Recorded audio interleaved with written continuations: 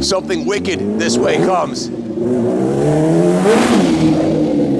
That's officially the most horsepower, fastest motorcycle that's ever ridden up this driveway. It's the Kawasaki, none other than the limited production, hand-built Kawasaki H2R, 1,000 cc's, supercharged. I believe it's over 300 horsepower. We'll get the specs from Chris when he comes up here. And top speed is estimated at around 240 miles per hour. This is not a street bike, guys. This is a track bike.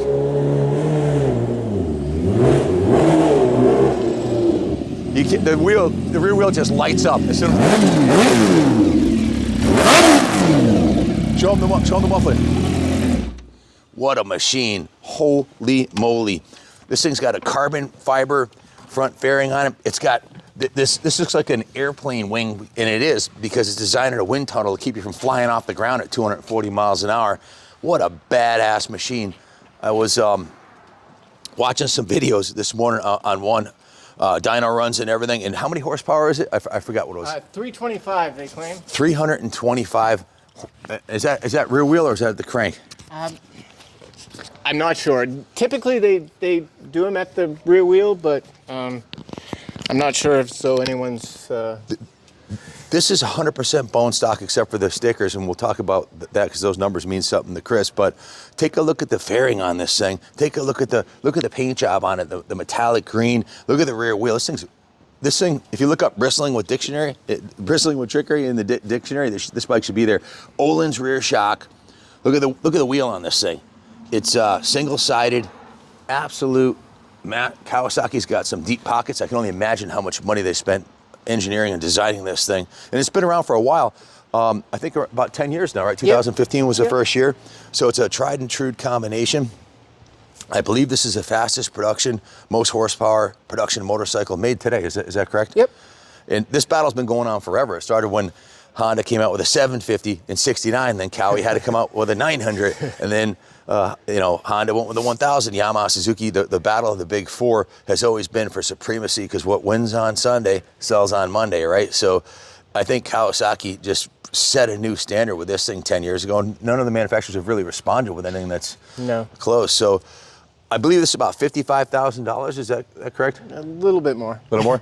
How much was it? Like $57,500. If you don't mind me asking. No. And this is a really rare piece. You can't just walk into your dealer and buy this. You have to order this, right, Chris? How do you get one? Well, they have a single month order period. You order them in October, and they come in the following year in June. So I ordered it in October of 2023, and it came in June of 2024 as a 24 model. Wow. Do some close-ups, Ronnie. Show them the Brembo brakes up close and personal, and the supercharged logo and the glow on the pipes, because I don't know if the camera is going to pick up the trickery we're looking at here. Now, you didn't buy this for the street. It's obviously a track bike. You're going to Arkansas to see what the top speed will be on this. Is that correct? Correct. What's in it? Where are you going to run it? It's a town called Blytheville, Arkansas, and there's a governing body called the ECTA, the East Coast Timing Association. They run the event. And they run, I think, 3 events down there. This is the latest one. I'm usually only able to make the one in the fall, so that's where I'm headed. What a fun trip that's going to be. Not only the H2R, but you just purchased a brand new Buell Hammerhead, which is substantially lighter. That one's 401 pounds with the off-road exhaust. This one's how much? Almost 500 pounds. But you've got 300 horsepower, right? Right. That's got 186. That's naturally aspirated. We're thinking about we are going to put a turbo on one, probably as soon as the Super Cruiser comes out. And then you've also got a GSX-R 1000 that you've done in excess of 200 miles per hour before on, right? Yeah, 210 miles an hour on that GSX-R has been my top speed. What's the fastest you've gone at one of these events? I've been 243 miles an hour on my Turbo Hayabusa. I'm mostly an off-road moto guy, but I've always had a good street bike, and the fastest I've gone was on a Ducati 900 Superlight, 145 miles an hour. And at 145, which, that's 100 miles an hour less than you're going. If you take your knee out from behind the fairing, you'll immediately go over a lane. It's amazing with the aerodynamics at that point. And if you sit up, absolutely. I can't imagine at 245, if you sit up, you'd probably get blown off the back of that. We'd be hanging out for dear life, right? I ran 230 miles an hour naked on that Turbo Hayabusa with no fairings last summer. What was it like hanging out? was incredible. You trying to hang on because the bike makes so much power it wants to pull out of your arms. Holy moly. As well as the wind coming at you trying to pull you off the bike. It's quite an experience. Serious adrenaline rush, I bet, huh? Absolutely. What does it feel like when you get off after a 240 mile an hour? Oh, it's pretty incredible. There's so much adrenaline flowing that you're shaking. It's awesome. And then you just go back out and do it again. Ronnie, show them the single-sided swing arm and the Olin shock on this thing. This is that's been the same since they came out with this, right? This is pretty much this very similar frame and suspension to the H2. What's different between the H2 and the R?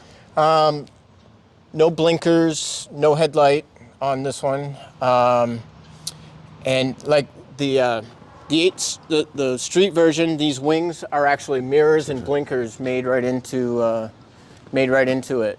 And we're looking at Showa front forks here, right? They look like almost like something like an A-kit setup. It's got the DLC coated black on the bottom. It's anti-lock brakes, right? Yeah.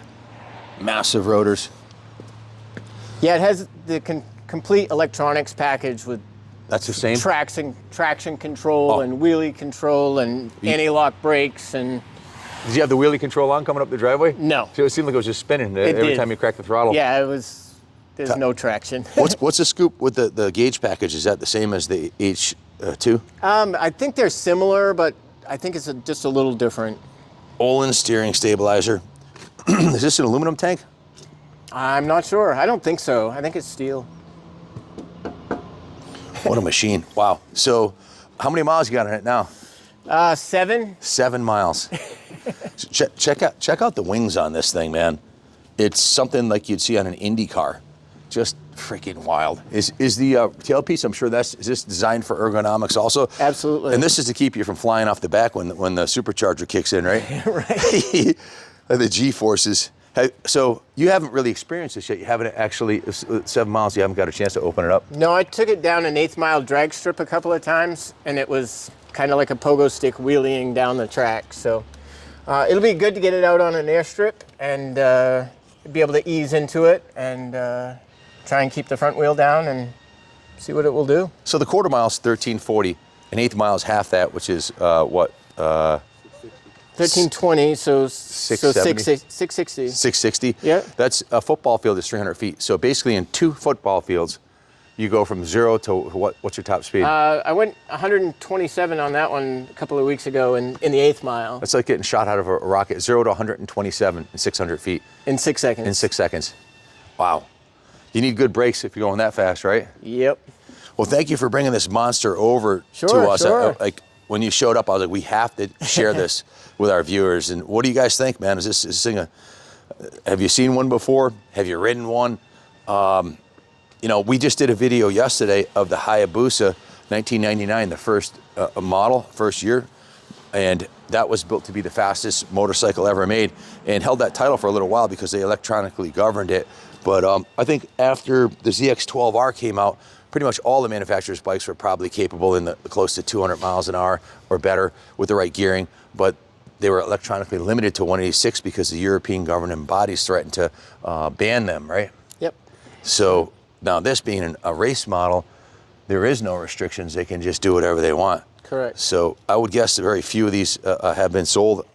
I don't know what the production stats are, but I haven't seen one down at any of the big rallies. I didn't see one in the Kawasaki booth at the International Motorcycle Show in Daytona. Maybe it was there and there was a lot of commotion, but I didn't see it. It's definitely an honor to see this thing and share it with you guys. So thanks for watching, and God bless America.